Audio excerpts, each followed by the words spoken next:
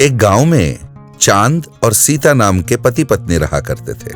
चांद बड़ा अच्छा इंसान था, वो प्रकृति प्रेमी था। एक दिन चांद अपने बागान में पौधों को पानी दे रहा था तो सीता ने कहा, जब देखो उन पौधों को पानी डालते रहते हो। ये नहीं कि घर में एक बीवी है, उसके लिए एक साड़ी ले आओ या कोई गहना ही बनवा दो। शादी को पूरे 4 साल हो गए हैं, अब तक मेरी गोद सूनी है। पूरा घर सिर्फ इन बेकार के पौधों से भरा पड़ा है बस।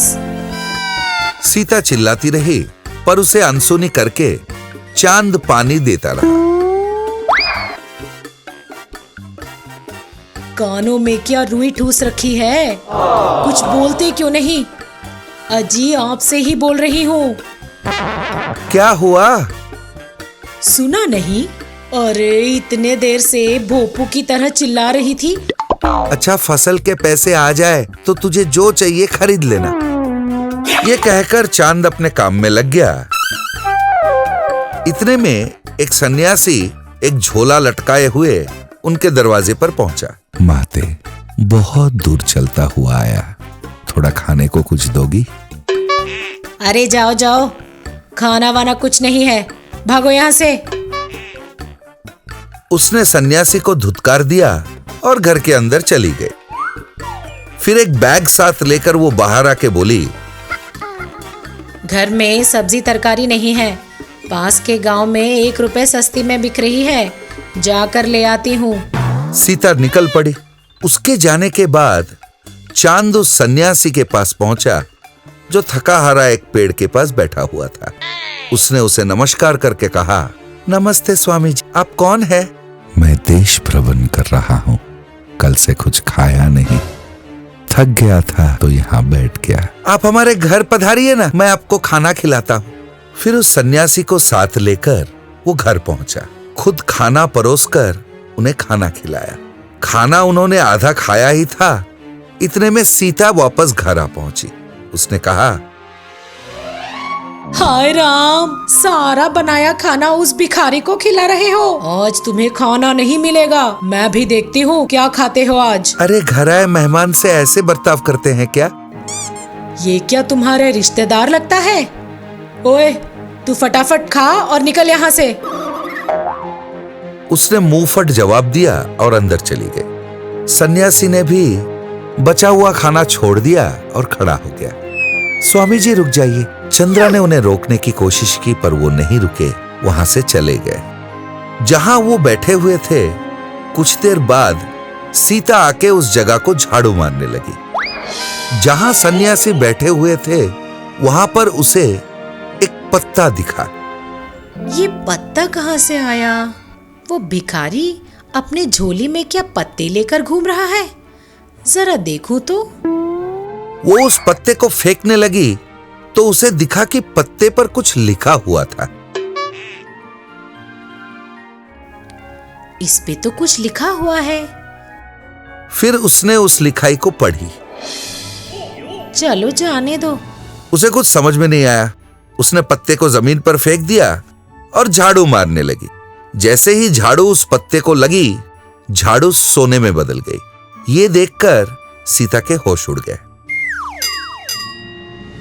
अरे ये तो बड़े आश्चर्य की बात है, झाड़ू सोने में बदल गया। लगता है उस पत्ते की जादू की वजह से ही ये सब हुआ है। उसने पत्ते को फिर से उठा लिया और उस लिखाई को पढ़ी। फिर पास रखा एक ग्लास के ऊपर उसे रख दिया। ग्लास पे उसे रखते ही ग्लास भी सोने का हो गया। ये देखकर सीता ने सोचा, अरे वाह, ये पत्ता तो सच में जादुई है। अजी सुनते हो, एक बार इधर आओ तो। उसने चांद को बुलाया। चांद आकर बोला, अब क्या हुआ? हमारे भाग खुल गए हैं। उस सन्यासी के झोले से ये पत्ता गिर गया था। इस पर लिखे मंत्र को पढ़कर इस पत्ते को किसी चीज पर रख दो, वो तो सोने में बदल जाती है। फिर उसने सुनहरी झाड़ू और सुनहरी ग्लास दिखाई, पर चांद सरल सीधा आदमी था। अरे तुमने तो उस स्वामी को पेट भर कर खाने भी नहीं दिया, लाओ पत्ता इधर दो। मैं नहीं देने वाली, ये मेरा है। अगर लक्ष्मी जी घर पर दस्तक दे रही हो तो दरवाजे को बंद रखने के लिए मैं क्या तुम्हें पागल लगती हूँ? इस पत्ते से मैं अपना पूरा घर सोने में बदल दूंगी। सोने का महल बनवाकर उसमें मैं रानी की तरह राज करूंगी। हाँ, उनका पत्ता उन्हें लौटा आता हूँ। मेरे लालच का कोई अंत नहीं है। ये तो कुछ भी नहीं, तुम बस देखते जाओ। अभी इस पत्ते से हमारे बगीचे के कुएं को सोने से भर देती हूँ मैं। फिर वो पत्ता लेकर कुएं के पास पहुंची। चांद भी उसके पीछे गया। सीता ने पत्ते पे लिखा हुआ मंत्र को पढ़ा और फिर उस पत्ते को कुएं में डालने लगी। पर उसी वक्त जोर की हवा चली।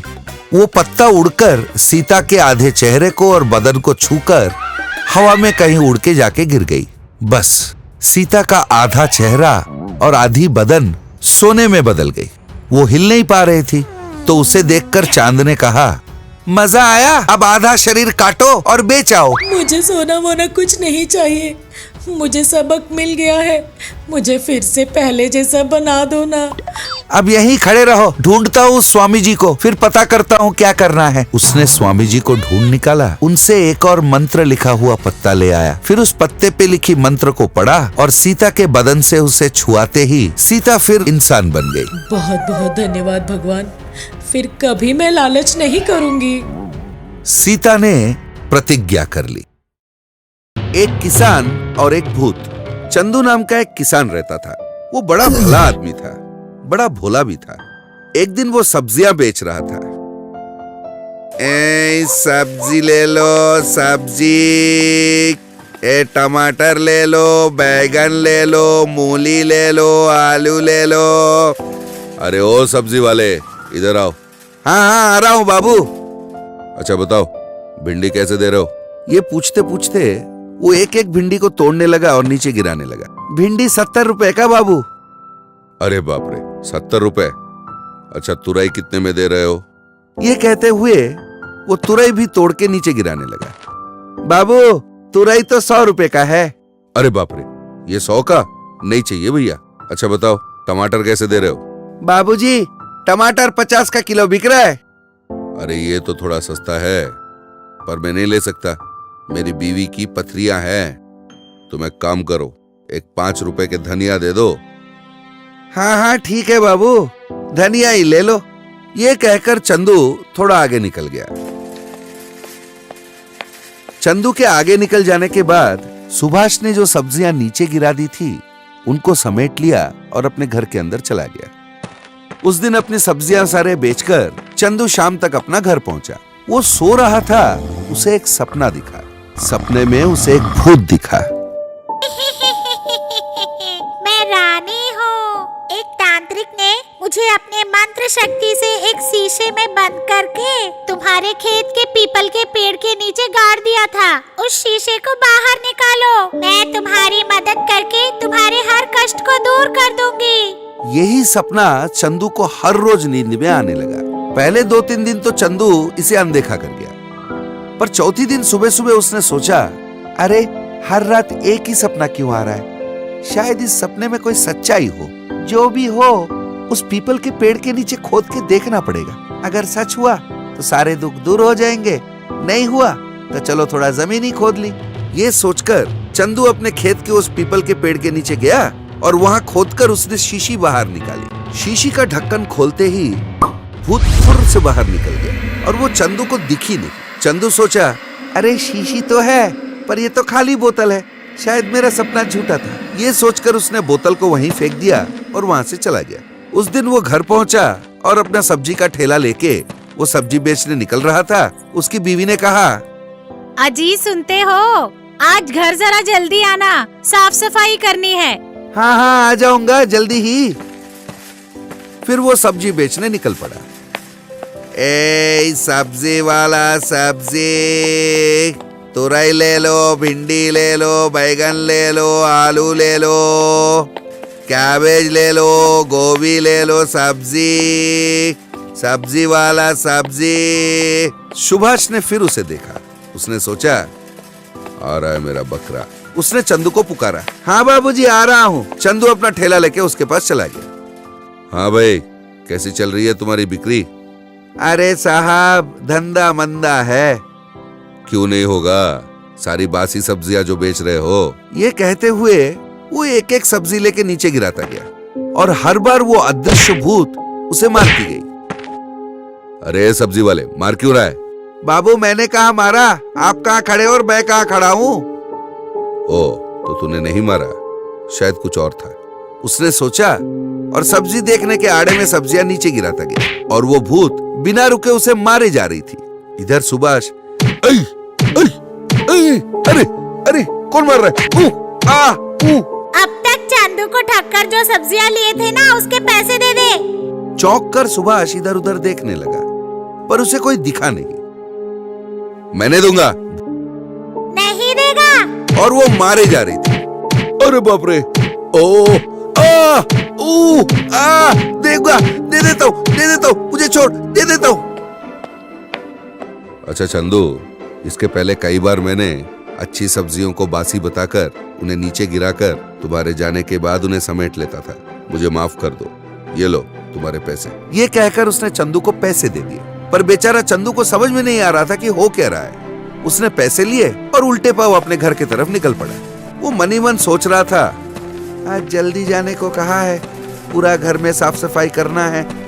ये सोचते सोचते वो घर पहुंचा। घर पहुंच के देखा तो वो हक्का बक्का रह गया। पूरा घर साफ सुथरा था। उसने सोचा, अरे ये सफाई किया किसने?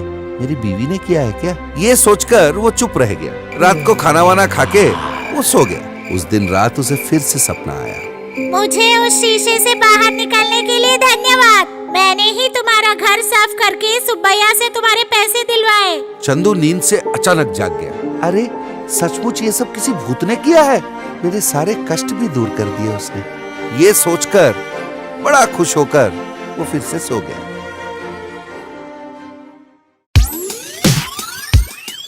दादा टीवी। इस तरह के कई और मनोरंजक और ज्ञानवर्धक कहानियों के लिए बने रहिए हमारे साथ।